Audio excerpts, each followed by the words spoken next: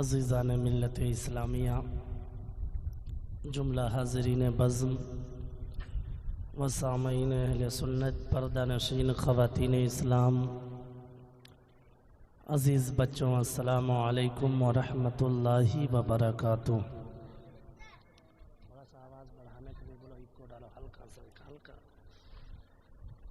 الحمد للہ رب العالمین والعاقبۃ للمتقین، والصلاة والسلام علی اشرف الانبیاء والمرسلین، اما بعد فاعوذ باللہ من الشیطان الرجیم، بسم اللہ الرحمن الرحیم۔ ان اولیاؤہ الا المتقون، صدق اللہ العلی العظیم وصدق رسولہ النبی الامین الکریم، ونحن علی ذلک لمن الشاہدین والشاکرین، والحمد للہ رب العالمین۔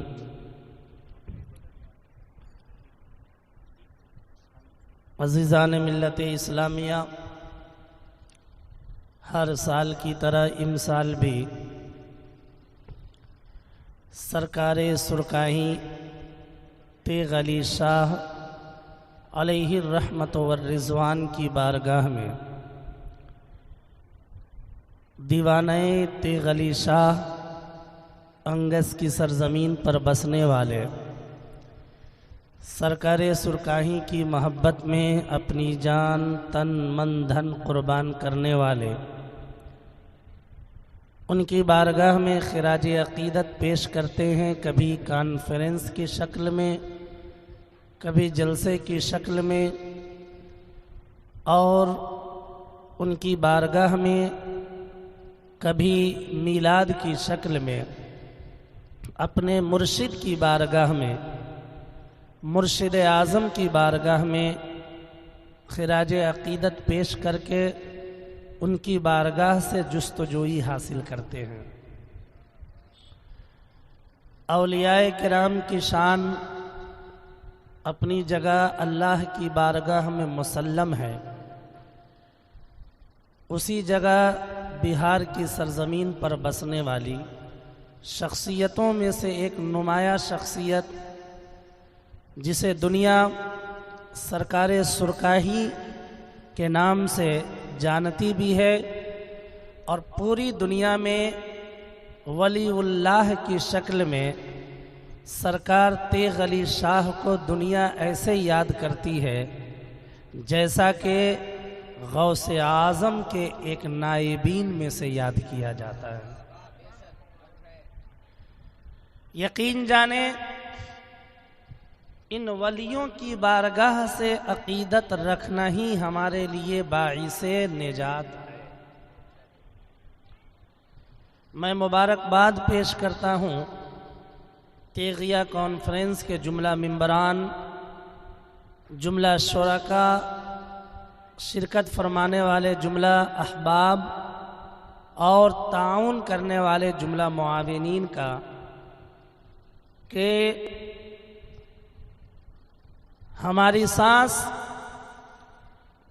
میں دم یا ہماری جان میں جان جب تک ہے، یہ ہم ثابت کر رہے ہیں کہ اپنے لیے کچھ کریں یا نہ کریں، لیکن اپنی مرشد کی بارگاہ میں ہمیشہ خراج عقیدت پیش کرتے رہیں گے۔ اور کیوں نہ کریں؟ اللہ کے رسول صلی اللہ علیہ وسلم ارشاد فرماتے ہیں کہ مرشد کی یاد میں گم رہنا یہ کسی عام شخص کی بات نہیں ہے، مرشد کی یاد میں وہی شخص گم رہتا ہے جسے مرشد کی محبت سمجھ میں آتی ہے۔ آپ حضرات سرکار تیغ علی شاہ علیہ رحمت والرضوان کی بارگاہ میں خراج عقیدت پیش کرنے کے لیے حاضر آئے ہیں۔ میں بہت ہی مبارکباد پیش کرتا ہوں جملہ احباب کا، احباب اہل سنت کا، साथ ही साथ दुरूद पाक पढ़ें। मेरे बाद इमाम साहब क़िबला से लेकर कढ़ाई कल के इमाम साहब मौलाना इश्तियाक साहब की आमद होगी, उनके भी आप नूरानी बयानात से महजूज़ व मामून होंगे।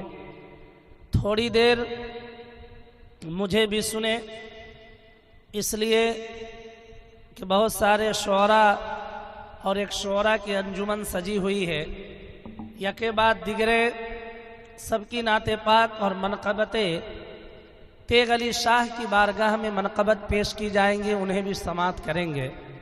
एक मरतबा झूम झूम कर दुरूद पाक पढ़ें। अल्लाहुम्मा सल्ली अला सय्यिदिना शफीना हबीबिना बारिक वसल्लिम सल्लु अलैहि सलातन व सलामन अलैका या रसूल अल्लाह सल्लल्लाहु तआला अलैहि वसल्लम सलातन व सलामन अलैका या हबीब अल्लाह सल्लल्लाहु तआला अलैहि वसल्लम सलातन व सलामन अलैका या रसूल अल्लाह सल्लल्लाहु तआला अलैहि वसल्लम। जो दर पे आते हैं उनको संभाल लेते हैं, कह दे सुभान अल्लाह।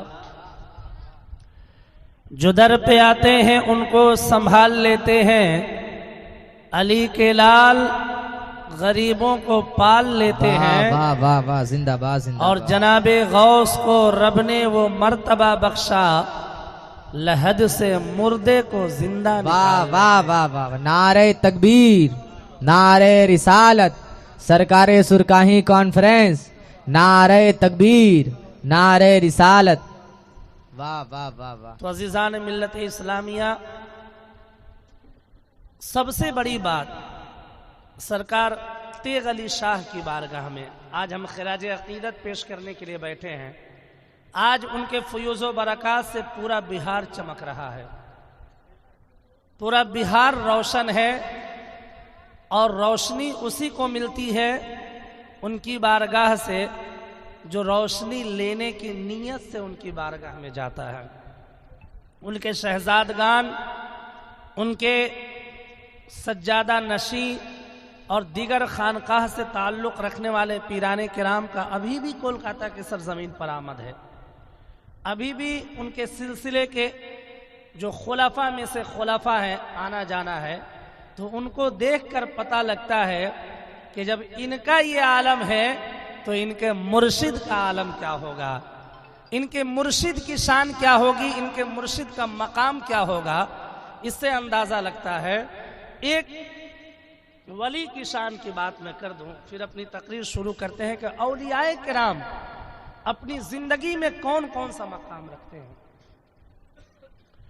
औलियाए किराम की सबसे बड़ी शान ये है कि सोना, हीरा और चांदी एक ढेला उनके हाथ में दे दें और एक तरफ मिट्टी का ढेला उनके हाथ में दे दें, मिट्टी का बर्तन उनके हाथ में दे दें। उनके नज़दीक जिस दिन न ढेले, मिट्टी के ढेले की कोई कीमत रहेगी और ना ही हाथ में जो सोना का टुकड़ा है, हीरे का जो टुकड़ा है, उसकी भी कीमत नहीं रहेगी। इसलिए कि वो जानते हैं कि इस ढेले से कीमती, इस सोने से ज्यादा कीमती और ये मिट्टी के बर्तन से भी ज्यादा कीमती रसूलुल्लाह की मोहब्बत है, रसूल पाक की मोहब्बत है। ये वलियों की शान है भाई, कि जिस दिन चाह दे मिट्टी का बर्तन सोना हो जाए और जिस दिन चाह ले सोने का बर्तन मिट्टी में तब्दील हो जाए। गौसे पाक की बारगाह में एक शख्स पहुंचा और अपनी गुर्बत का इजहार किया। सुनिएगा, अपनी गुर्बत का इजहार किया और कहा मैं बहुत ज्यादा परेशान हाल हूं, बहुत ज्यादा परेशानी में मुब्तला हूं। गौसे पाक आप मेरे लिए दुआ फरमा दें, आप मेरे लिए अल्लाह की बारगाह में इस्तिदा कर दें। तो गौसे पाक फरमाते हैं, गौसे पाक फरमाते हैं कि ठीक है, एक अंडा लेकर आओ। अब गौसे पाक फरमाया, अंडा लेकर आया। अंडा लेकर आने के बाद गौसे पाक ने अपने हाथ में उस अंडे को रखा और रखने के बाद 3 मरतबा सूरह इखलास पढ़ा। कितना मरतबा पढ़ा? 3 मरतबा सूरह इखलास पढ़ा। اور پڑھنے کے بعد دم کیا، اور دم کرنے کے بعد اس مرید کے ہاتھ میں وہ سونے کا وہ انڈا دے دیا۔ جو ہی وہ انڈا دینا تھا، مٹھی کھولتے ہیں غوث پاک، وہ مرغی کا انڈا سونے کے انڈے میں تبدیل ہو جاتا ہے، سونے کے انڈے میں تبدیل ہو جاتا ہے۔ گھر لے کر جاتا ہے، فروخت کرتا ہے، اسے بیچ دیتا ہے، بیچنے کے بعد اپنے قرضے کو اتارتا ہے، اپنے تمام معاملات کو ختم کرتا ہے۔ ایک دن سوتا ہے، جب کچھ کمی آتی ہے تو اس کے من میں حرص آ جاتی ہے، اس کے من میں طمع آ جاتی ہے، اس کے من میں لالچ آ جاتی ہے، اور سوچتا کیوں ہے کہ ایک دن جب غوث پاک نے سورہ اخلاص پڑھا ایک انڈے پر تو وہ انڈا سونے میں تبدیل ہو گیا، تو کیوں نہ میں بھی سورہ اخلاص پڑھنا شروع کر دوں۔ اب سورہ اخلاص ایک انڈا لایا، 3 مرتبہ سورہ اخلاص پڑھا، انڈا سونے میں تبدیل نہیں ہوا، اور انڈا لایا، یہاں تک کہ پوری دکان خرید کر لے کر چلا آیا۔ 3 مرتبہ کیا، 11 مرتبہ، 51 مرتبہ، 100 مرتبہ پڑھنے لگا، وہ انڈا سونے میں تبدیل نہیں ہو رہا ہے۔ اب غوث پاک کی بارگاہ میں روتا ہوا پہنچا، اے غوث العظم، اے محی الدین جیلا، اے پیروں کے پیر، بڑے پیر، روشن ضمیر، کل تو آپ نے ایک انڈے پر دم کیا اور سورہ اخلاص پڑھا، میرے سامنے پڑھا، تو وہ انڈا سونے کی شکل اختیار کر لیا، سونے کا انڈا بن گیا، اور میں ایک دن نہیں 5 دن سے لگاتار پڑھ رہا ہوں۔ سونے کا انڈا کیا، انڈا جس حالت میں ہے اسی حالت میں رہ رہا ہے۔ غوث اعظم مسکرا کر کہتے ہیں، ارے اے نادان، تو سورہ اخلاص پڑھنا جانتا ہے، سورہ اخلاص پڑھ کے دم کرنا جانتا ہے، تو سب کچھ کر لے، انڈا لا لے، انڈا پر سورہ اخلاص پڑھ لے، جو کرنا ہے کر لے، ارے کرنے سے پہلے غوث کی زبان کہاں سے لائے گا؟ غوث کی زبان کہاں سے لائے گا؟ یہاں تو بات زبان کی ہے، بات کلمات کا ہے۔ تمہارا عمل الگ ہو سکتا ہے، ہمارا عمل الگ ہو سکتا ہے، لیکن ولیوں کی بارگاہ میں آپ جائیں، تیغلی کی بارگاہ میں جائیں، غوث پاک کی بارگاہ میں جائیں، تو ان کی زندگی کا ملاحظہ کریں۔ جان بوجھ کر کبھی انہوں نے نماز نہیں چھوڑا، جان بوجھ کر کبھی انہوں نے روزہ نہیں چھوڑا، کبھی جھوٹ نہیں بولا، کبھی کسی کے ساتھ دغا نہیں کیا، کبھی کسی کی چغلی نہیں کی۔ جب آپ گئے ہوں گے، دیکھنے والی نگاہیں دیکھو ہوں گی، تو جب آپ نے دیکھا ہوگا کبھی ذکر و اذکار میں مصروف ہوں گے، کبھی اللہ کے قرآن کی تلاوت کرتے ہوں گے، کبھی نماز میں مصروف ہوں گے، تب جا کر یہ مقام عطا ہوتا ہے۔ غوث اعظم اپنی زندگی میں 40 سال تک عشاء کی وضو سے فجر کی نماز پڑھی، تو اللہ نے زبان میں یہ طاقت دے دی کہ ایک انڈے کو سونے کے انڈے کی شکل۔ واہ واہ واہ واہ واہ، زندہ باد زندہ باد۔ ایسا ہی تھوڑی نہ سرکار تیغ علی شاہ کی بارگاہ میں ایک شخص پہنچا، اور پہنچنے کے بعد جلسے کا پروگرام، تاریخ ہے، ان کے سجادوں کے ذریعے یہ بات سنی گئی ہے۔ پروگرام چل رہا ہے، پروگرام چلنے سے پہلے ابھی شروع بھی نہیں ہوا ہے کہ اتنی بارش، اب سارے علماء، سارے مفکرین یہ حیرت میں پڑ گئے کہ اب ہوگا کیا، اب ہوگا کیا؟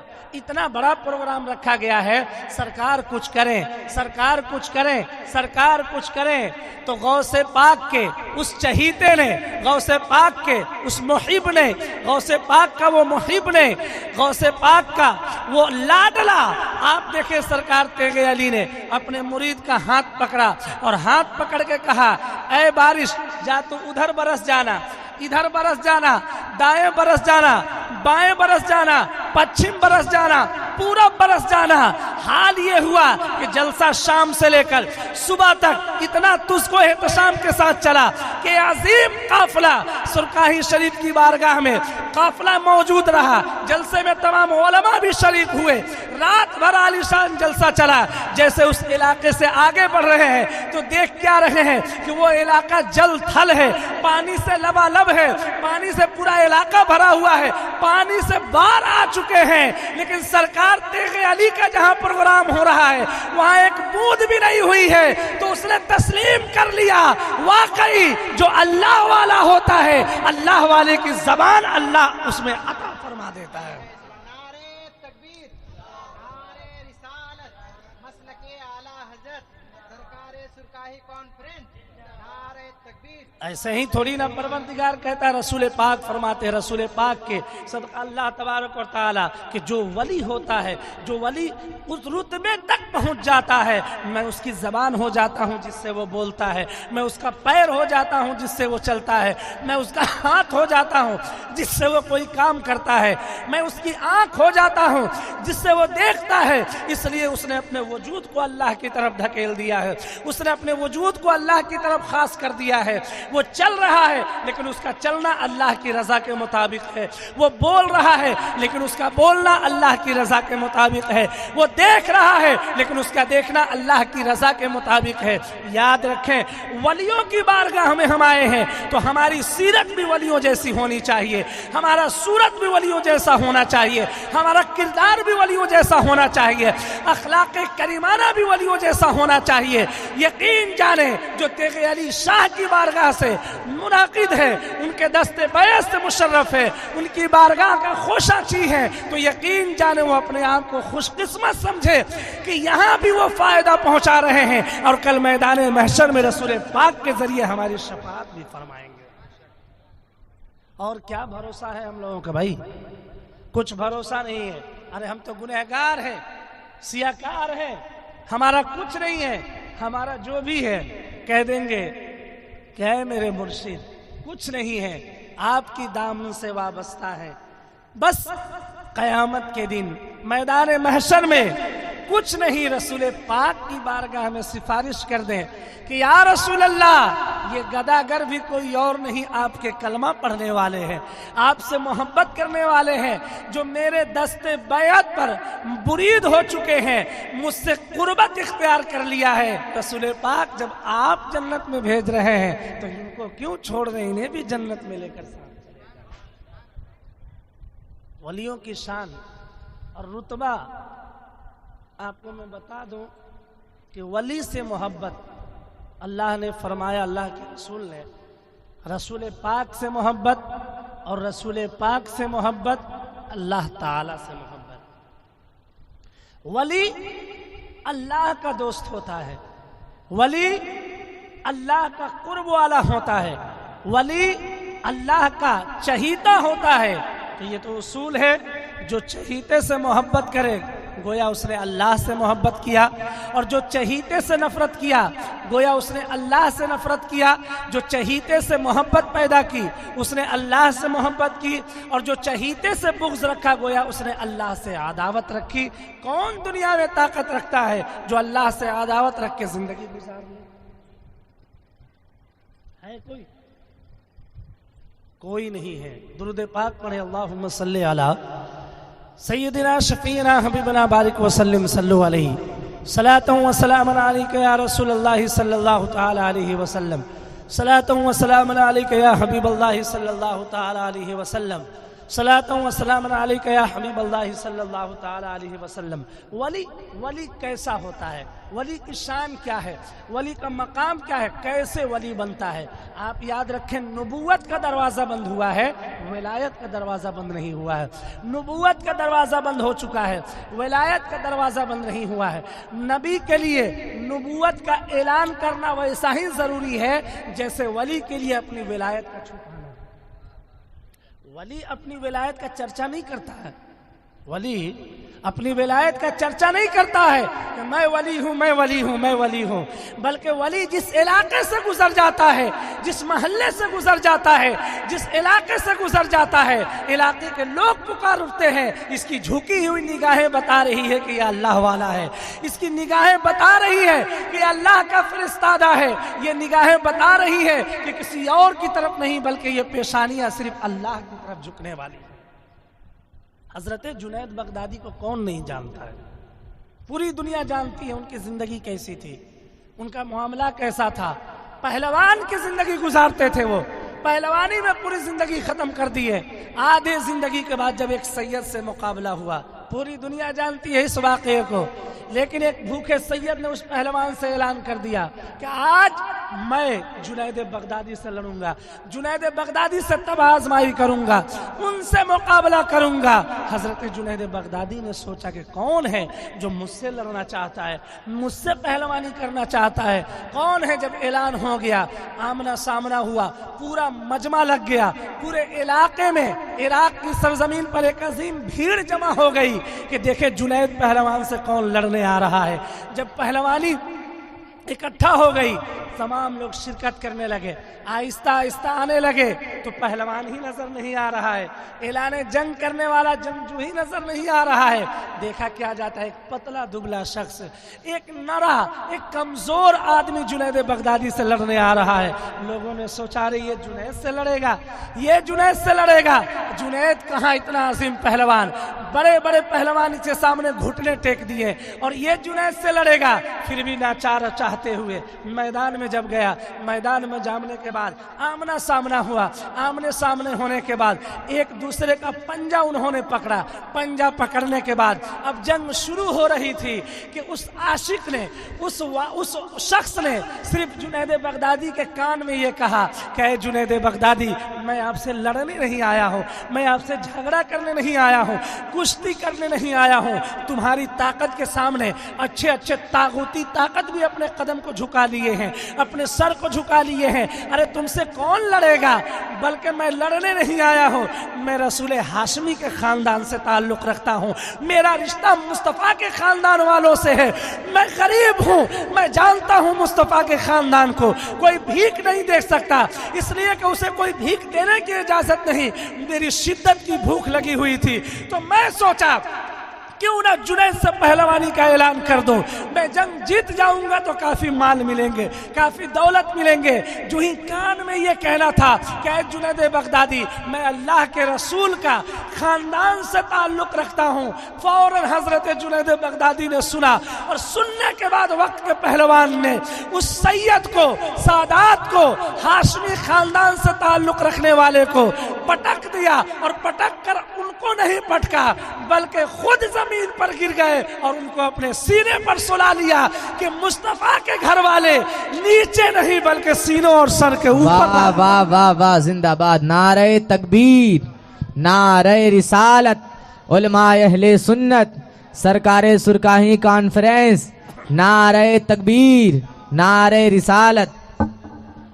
مصطفیٰ کے خاندان والے نیچے نہیں، زمین پر نہیں بلکہ سروں پر رہا کرتے ہیں، سینوں پر رہا کرتے ہیں۔ علاقے میں کوہرام مچ گیا، علاقے میں ایک عظیم بپا ہو گئی کہ یا اللہ، جنید کو ایک عام پہلوان نے ہرا دیا، جنید کو ایک کمزور شخص نے ہرا دیا، جنید کو ایک عام آدمی نے ہرا دیا، جنید کو ایک عام آدمی نے شکست دے دیا۔ لوگوں نے کہا ضرور کوئی مسئلہ ہو گیا، اب ضرور کچھ معاملہ ہوگا۔ جنید بغدادی نے پہلوان کو تیاگ دیا، اس دن سے پہلوانی چھوڑ دی، اس دن سے جھگڑا لڑائی چھوڑ دی اور مسلح اٹھایا، اللہ کی بارگاہ میں چلے گئے۔ رات میں بشارت ہوتی ہے، اے جنید بغدادی، اللہ نے تیرے رتبے کو بڑھا دیا ہے، اللہ نے تیرے مقام کو بلند کر دیا ہے۔ کیوں کیا ہے؟ کیسے کیا ہے؟ اس لیے کہ تو نے اپنے محبوب دو عالم صلی اللہ علیہ وسلم کے خاندان والے کی عزت کو اپنے سر پہ بٹھا لیا، ان کے مقام کو اپنے سر پہ بٹھا لیا ہے۔ اب تیرا مقام بہت بلند ہے، نماز پڑھنا شروع کیا، تہجد پڑھنا شروع کیا، عبادتیں کرنا شروع کی، اور اتنی طاقت کہ آج ہم چھوٹے تالاب میں قدم رکھ دیں تو وہ تالاب ہمیں اپنے سینے میں سمو لے گا، اپنے جسم کے اندر سمو لے گا، ہم ڈوب جائیں گے۔ اور اللہ کے اس بندے کو، اللہ کے اس ولی کو رسول ہاشمی کی عزت کرنے کی وجہ سے اللہ نے وہ مقام عطا کیا کہ جنید بغدادی سمندر کی سطح پر مسلح بچھا کر نماز پڑھا کر،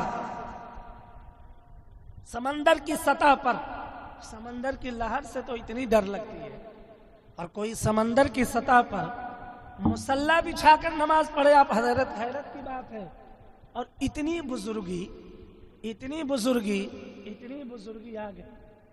آپ کو میں ایک بات بتا دوں کہ ہمیشہ اپنے اندر اخلاص پیدا کریں۔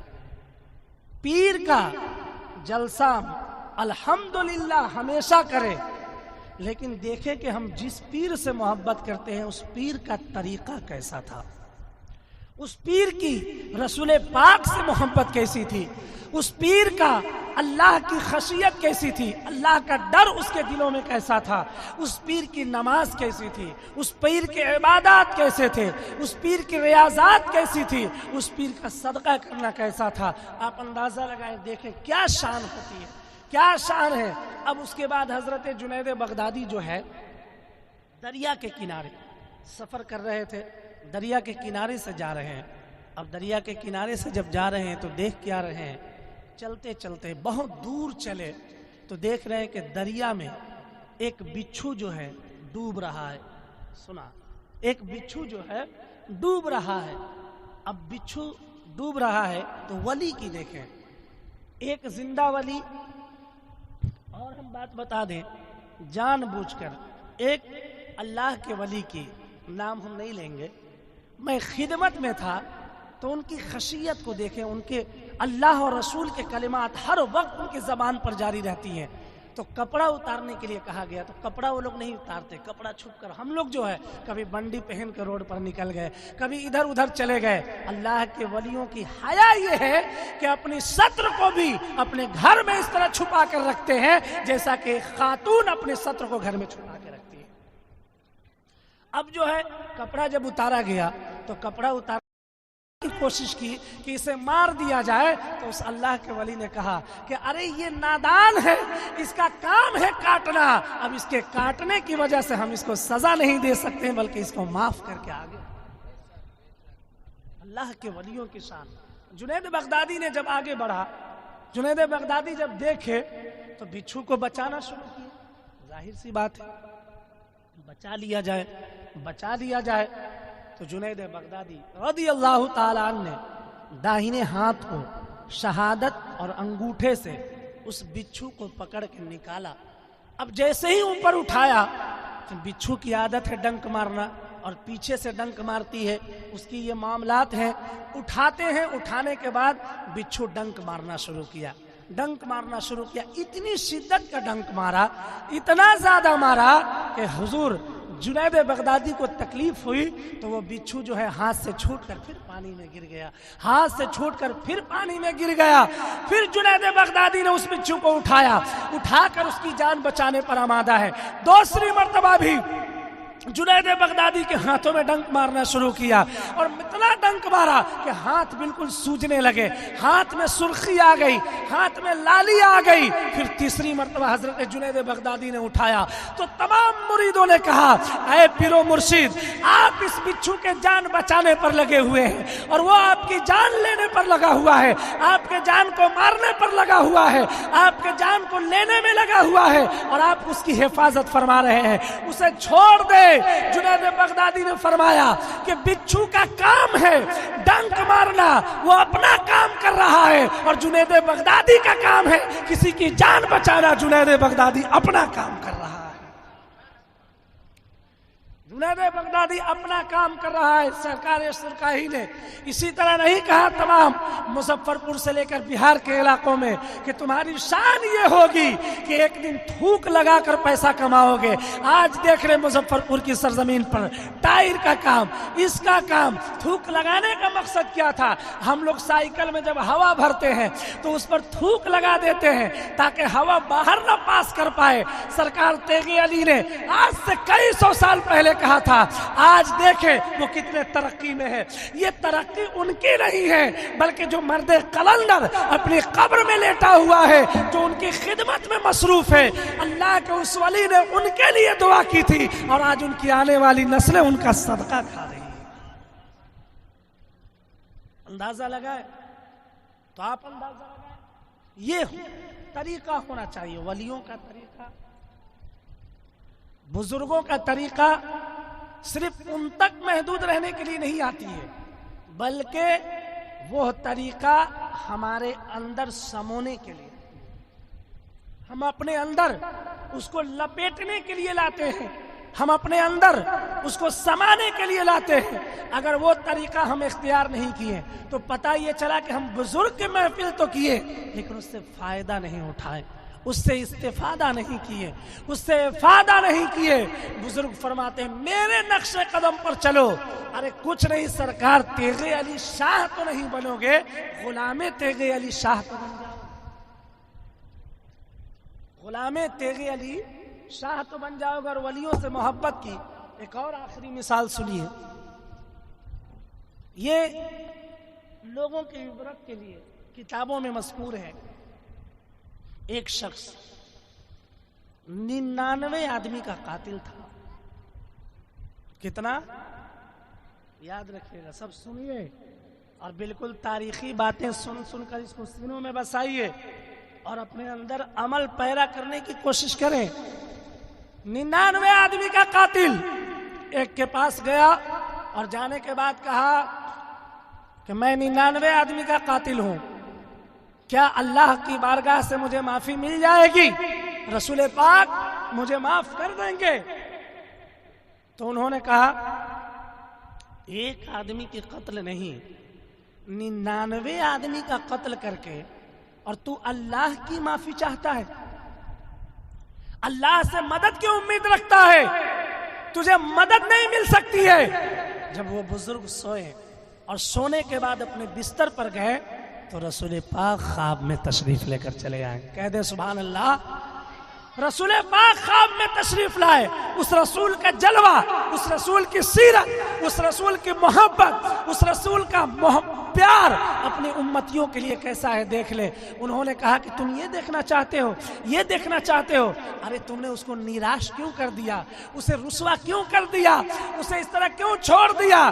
تم کو تو یہ کہنا چاہیے کہ ہاں اللہ کریم ہے، تو 99 قتل کیا ہے لیکن اللہ کی بارگاہ میں جا کر معافی مانگے گا تو ضرور اللہ معاف فرما دے گا۔ اب یہ سننا تھا۔ سننے کے بعد وہ بندہ آگے بڑھا اور آگے بڑھنے کے بعد جانتے ہیں کیا کیا؟ ایک آدمی کے پاس گیا اور یہی جملہ دہرایا، یہی بات کہی۔ اب جب اس کے بعد اس کو سختی سے جواب ملی تو تلوار نکالا اور تلوار نکالنے کے بعد اس کو بھی مار دیا اور اس کا 100 پورا کر دیا۔ اب پورا کرنے کے بعد اس کے بیچ 2 ولیوں کی مزار شریف تھی، 2 ولیوں کا بڑا عمدہ مزار شریف تھا۔ سوچا چلوں اللہ کے ولی کی بارگاہ میں، اللہ کے ولی کی بارگاہ میں جا کر معافی مانگوں، کم سے کم ان کے وسیلے سے اللہ تعالیٰ مجھے معاف فرما دے، اللہ میری گناہوں کی مغفرت فرما دے۔ وہ آگے بڑھتے ہیں، آگے بڑھتے بڑھتے اچانک ایسا معاملہ پیش آتا ہے کہ راستے میں زمین پر گرتے ہیں اور گرنے کے بعد ان کا انتقال ہو جاتا ہے، وصال ہو جاتا ہے۔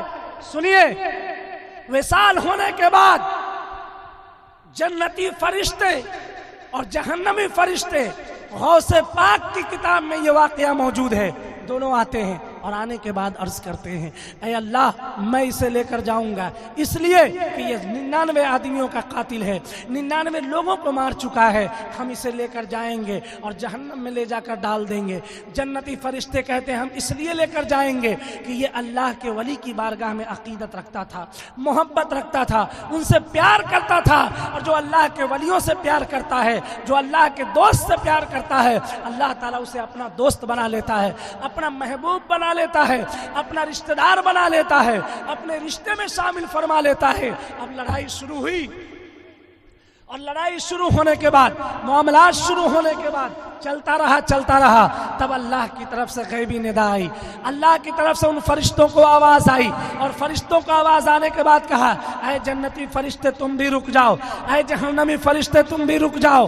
اب دیکھو کہ یہ بندہ جو مرا ہے اللہ کے ولی کے گھر سے کتنا زیادہ قریب ہے، ڈنڈے سے ناپنا شروع کرو اور اپنے گھر سے کتنا دور ہے یہ ناپنا شروع کرو۔ اگر اللہ کے ولی کے حدود میں مرا ہوگا، اللہ کے ولی کے مزار کے قریب مرا ہوگا تو اسے جنت میں شامل فرما دینا، اور جب دور مرا ہوگا تو اس کو لے جا کر جہنم میں ڈال دینا۔ جب زمین کی پیمائش شروع ہوئی، ڈنڈے سے ناپنا شروع ہوا، فرشتوں نے ناپنا شروع کیا اور اس کے گھر سے ناپنا شروع کیا۔ اللہ نے زمین کو تنگ فرما دی اور اللہ کے ولی کے قریب فرما دی۔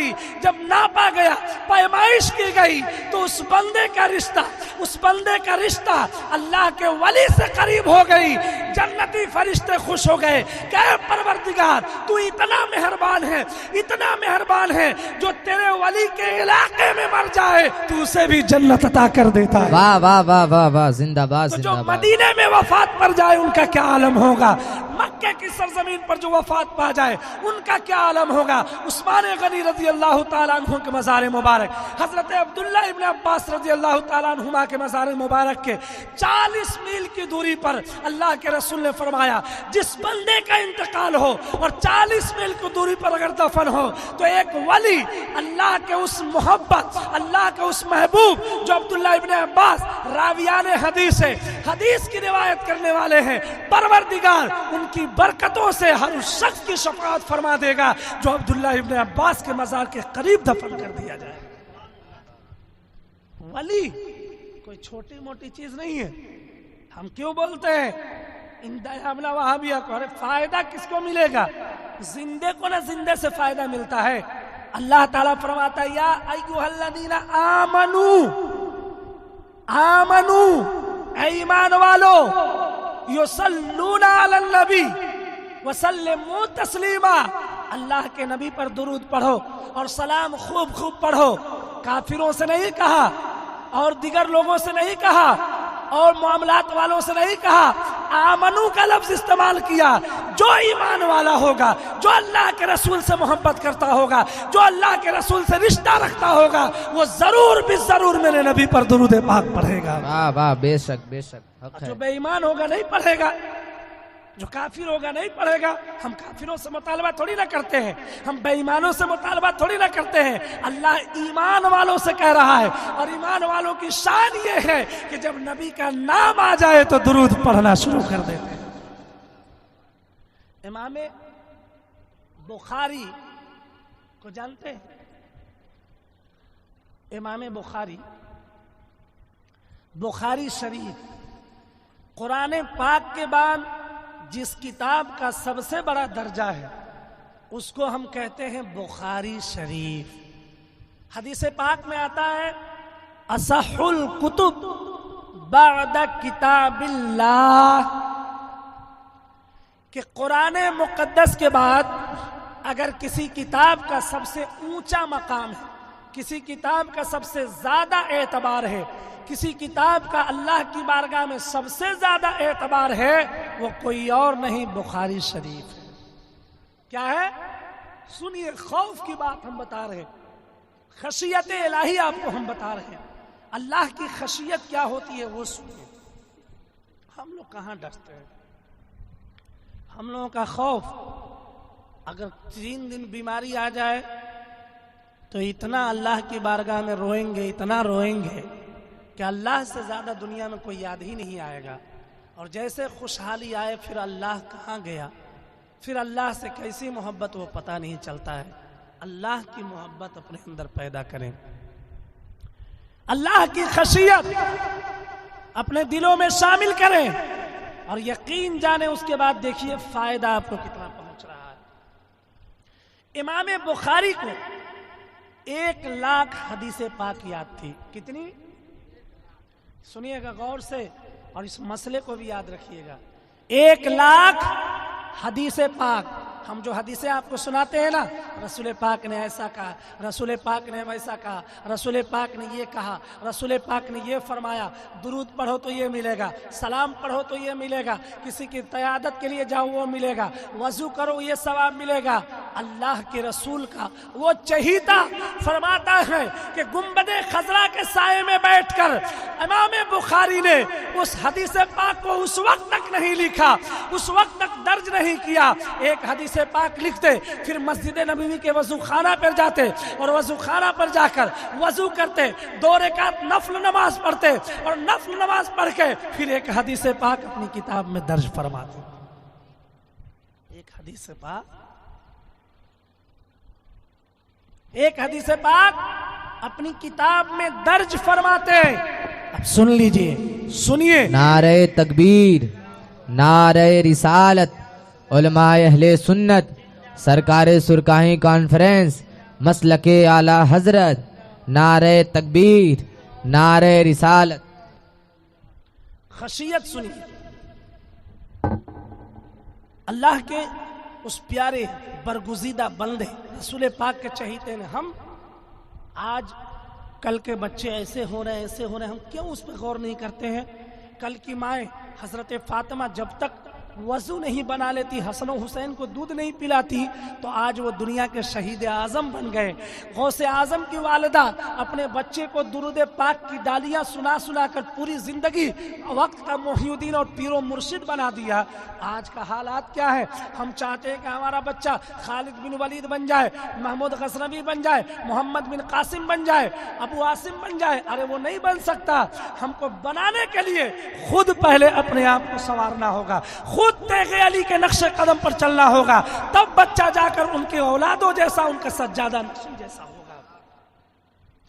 ایک جگہ اب سفر کیے، اب ان کی تاریخ سن لیے، ان کی تاریخ اور بھی ہے، اور سفر کیے پہلے کشتی کا سفر ہوتا تھا۔ سنیے گا، بڑی لگتی ہوئی بات ہے۔ کشتی کے سفر میں گئے، تقریباً 100 سے 200 لوگ وہاں موجود تھے، 100 سے 200 لوگ۔ آخری مرحلے میں بات ہے، سنیے اور اپنے سینوں میں سجائیے۔ 100 سے 200 لوگ تھے، اس میں ایک ڈاکو تھا، ایک چور وہاں بیٹھا ہوا تھا۔ اچانک ان کی تھیلی میں دیکھا کہ اس بندے کے پاس بڑی اچھوتے طریقے سے اور کافی تعداد میں اس کے پاس اشرفی موجود ہے۔ وہ بڑا پیسہ، آج کے نوٹ نہیں، ایک اشرفی کتنے روپیوں کے ہوتے تھے، ایک دینار کتنے روپیوں کے ہوتے تھے۔ اب اس نے شور کر دیا کہ یا اللہ میری 100 اشرفی چوری ہو گئی، 100 اشرفی چوری ہو گئی، 100 اشرفی چوری ہو گئی۔ اب کشتی بان نے کشتی کو روکنے کی کوشش کی، تمام لوگوں نے منع کیا، امیر کشتی نے منع کیا۔ کشتی کو بیچ سمندر میں روکنے سے خلفشار مچے گا، بڑی بڑی مچھلیاں آ کر حملہ کریں گے، بڑے بڑے جانور آ سکتے ہیں، اس لیے کشتیاں چلتی رہیں۔ اس کی چوری ہو گئی ہے تو چوری کی ذمہ داری یہ ہے کہ یہاں کوئی سے بھاگ نہیں سکتا، سمندر میں کوئی جا نہیں سکتا۔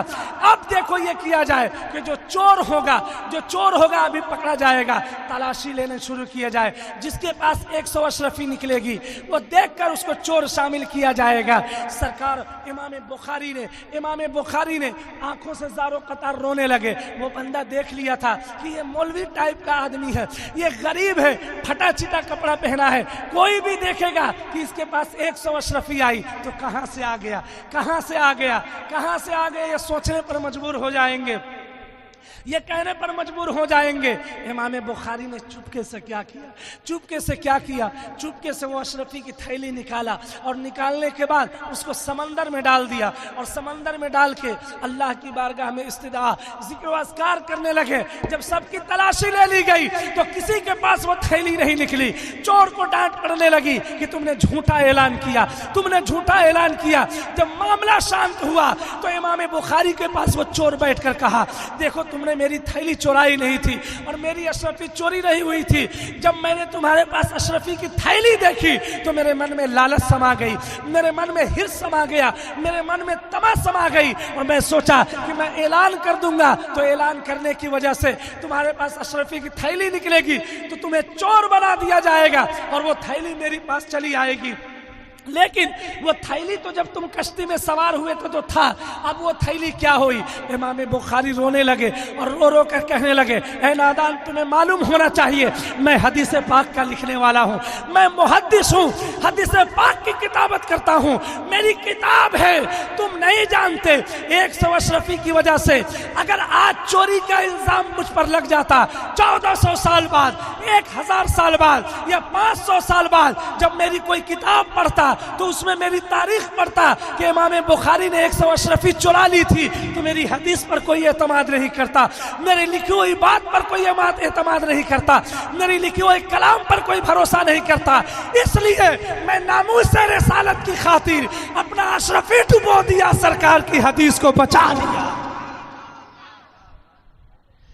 पैसा डूब गया डूब जाए, थैली डूब गई डूब जाने दे, पैसा आ जाएगा कल, लेकिन अगर जिस दिन कोई मुझे चोर कहेगा, जब जब मेरी किताब पढ़ेंगे तो दुनिया वाले कहेंगे कि जब ये चोर था तो हदीस में भी चोरी कर सकता था, हदीस भी गलत लिख सकता था, इसलिए मैंने रसूल की नामूस की खातिर, रसूल के कलिमात की खातिर अशरफी की थैली को फेंक दिया दरिया में और रसूल पाक की हदीस की हिफाजत अपने सिरों में। इन्हीं तमाम अमाल की बुनियाद पर अल्लाह तबारक व तआला ने इतना बड़ा मकाम दिया। जब कुरान पाक से कोई दलील नहीं मिलती है तो पूरी दुनिया बुखारी शरीफ तलाश करती है, बुखारी शरीफ में जाती है और जाकर बुखारी शरीफ देखती है कि इसमें यह बात मौजूद है कि नहीं। अगर उसमें मौजूद हो जाए तो हमारी शरीयत वहीं से बननी शुरू होकर। अजीज़ान मिल्लत इस्लामिया, वलियों का ये मकाम है, ये तौर तरीक़ा है। एक ताबई की बात सुने, फिर माइक में शोरा के हवाले कर दूं। हज़रत सईद इब्नुल मुसय्यिब, खौफ कैसा होना चाहिए, खौफ किस तरह होना चाहिए, कैसे होना चाहिए। बड़े खूबसूरत, बड़े उम्दा, बड़े प्यारे देखने में लगते थे, बड़े उम्दा, अजीज मालूम होते थे। एक दिन आपस में तज़किरा हुआ, मामलात हुए, तो लोगों ने सोचा क्यों ना इस सईद इब्नुल मुसय्यिब जो हमा वक्त ज़िक्र अज़कार में रहता है, तहज्जुद पढ़ता है, इबादत करता है, इसकी इबादतों में फ़र्क कर लें, देखें ये अल्लाह से ज़्यादा मोहब्बत करता है या दुनिया में गिरफ्तार हो जाता है। चलो कोशिश कर लिया जाए, चलो कोशिश कर लिया जाए। वो नाबीना थे, उनको आंखों से दिखाई नहीं देती थी, आंखों से नज़र नहीं आती थी, लेकिन हमा वक्त अल्लाह की याद में मौजूद रहते थे, मसरूफ़ अमल रहते थे। एक दिन एक खातून गई उनसे कुछ दुआ करने के लिए, तावीज़ करवाने के लिए।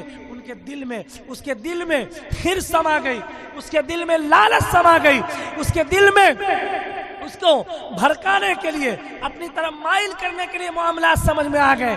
कमरे में दाखिल होती है और दाखिल होने के बाद उनके बदन को इधर उधर पकड़ना शुरू कर देती है। वो फौरन इस्तग़फ़ार पढ़ते हैं, फौरन इस्तग़फ़ार पढ़ के वहाँ से हटने लगते हैं और सोचते हैं ये कौन नादान है, ये कौन है जो मुझे गुनाहों में मुलविस करना चाहती है। ए अल्लाह मुझे मेरी हिफाजत फरमा, ए अल्लाह मेरी हिफाजत फरमा, ए अल्लाह मेरी हिफाजत फरमा।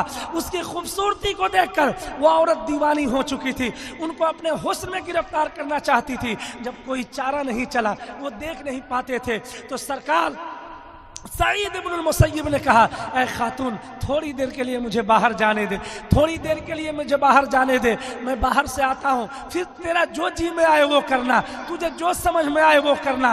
वो नाबीना सहाबी रसूल जाते हैं और जाकर बाहर उस गंदगी से, उस ज़िना से, उस बदकारी से बचने के लिए बाहर जाते हैं। और बाहर जाने के बाद एक गलीज़ा के पास पहुँचते हैं, निजासत गलीज़ा के पास पहुँचते हैं, एक पाखाने के पास जाकर पहुँचते हैं और पाखाना को दोनों हाथों से लेकर, अपने सर से लेकर, पैर से लेकर पूरे बदन में मल लेते हैं, जिससे सारी दुनिया घिन करती है, सारी दुनिया घिन महसूस करती है, सारी दुनिया नफरत करती है।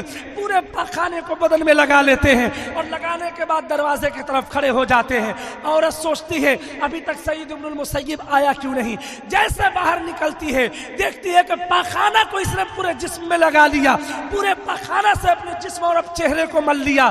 तो इस औरत ने कहा, अरे सईद इब्नुल मुसय्यिब तू पागल हो गया है, तू बेवकूफ है। मेरे हुस्न को देख के अरब से एक शहजादे मेरे प्यार की तरफ दौड़ते हैं और तू इतना पाको साफ था, लेकिन तू इतना गलीज है, इतना नजीस और इतना गंदा कैसे हो गया। अब मैं तेरे पास नहीं आ सकती, तेरे करीब नहीं जा सकती। वो औरत भाग कर निकल गई और दरवाजे से बाहर चली गई, अपने घर चली गई।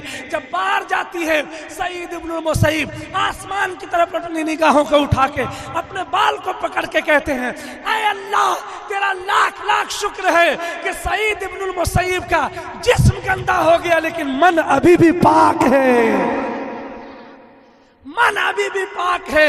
ऐसे अल्लाह के वलियों की शान है। ये शान है सरकार तेग़ी अली शाह की कि दुनिया में रहकर, बिहार की सरजमीन पर आकर एक से एक मालदार पहुंचे, सब कुछ किया, लेकिन दीन का सौदा कभी नहीं किया। ये दीन था, ये मोहब्बत रसूल थी, ये मोहब्बत इलाही थी, जो सरकार तेग़ी अली की बारगाह में आज जौक तर जौक जो लोग लागते हैं, वो कोई उनको नहीं बुलाता। अल्लाह के वली की मोहब्बत में पूरी दुनिया उनकी तरफ खींचती हुई चली जाती है। मैं دعا کرتا ہوں کہ اللہ کی بارگاہ میں کہ دیوانے تیغ علی شاہ کو اللہ تعالیٰ خوب عروج بخشے، اور اپنے مرشد کا صدقہ سرکار سرکاہی کی بارگاہ سے ہم سبوں کو عطا کرے۔ اللہ تعالیٰ کی بارگاہ میں دعا ہے کہ ان کے قبر پر انوار و غفران کی بارشیں برسائے، فرشتوں کے ذریعے ان کے قبر کو بقعہ نور فرمائے، اور ان کے دیوانوں کی گناہوں کی مغفرت فرما کر جو دیوانے محفل سجائے ہیں ان کی عمر میں، علم میں، صحت میں برکتیں عطا فرمائے۔ خوب کی سیر چمن، پھول چنے شاد رہیں، باغ با جاتا ہوں میں، گلشن تیرا آباد رہے۔ السلام علیکم ورحمۃ اللہ وبرکاتہ۔